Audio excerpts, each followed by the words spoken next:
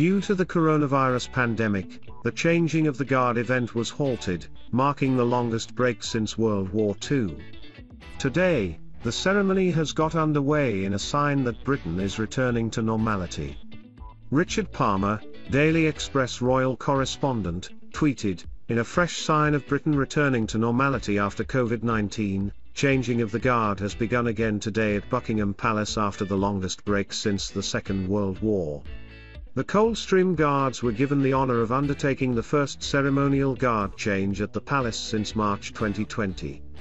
Earlier, No. 3 Company, 1st Battalion Coldstream Guards and the Regimental Band were on parade at Wellington Barracks, a welcome sight for tourists visiting London.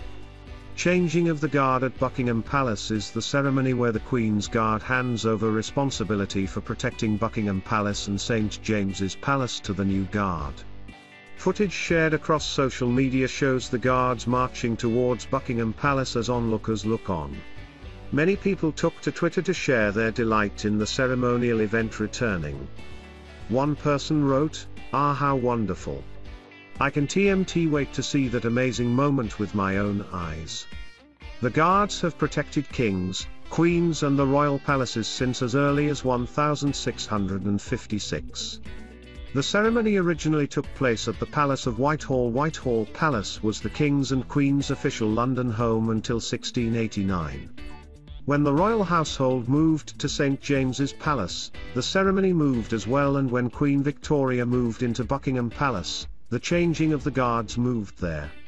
The Changing of the Guard ceremonial event takes place 4 times a week at Buckingham Palace. But following government advice during the pandemic, the ceremony was postponed until further notice. A statement from Buckingham Palace said back in March, "In line with government advice to avoid mass gatherings, it has been agreed that the ceremonial of the Changing of the Guard at Buckingham Palace, St James's Palace and Windsor Castle will be postponed until further notice. Advice will be reviewed on an ongoing basis, with a view to restarting when appropriate." Like many people throughout the pandemic, the royal family were forced to adjust and cancelled overseas trips and a number of large-scale events. Back in March, Prince William said, "All of us have a part to play if we going to protect the most vulnerable. That means acting on the latest expert advice, staying home if we or those we live with have symptoms, and avoiding non-essential contact, to help reduce the spread of the virus."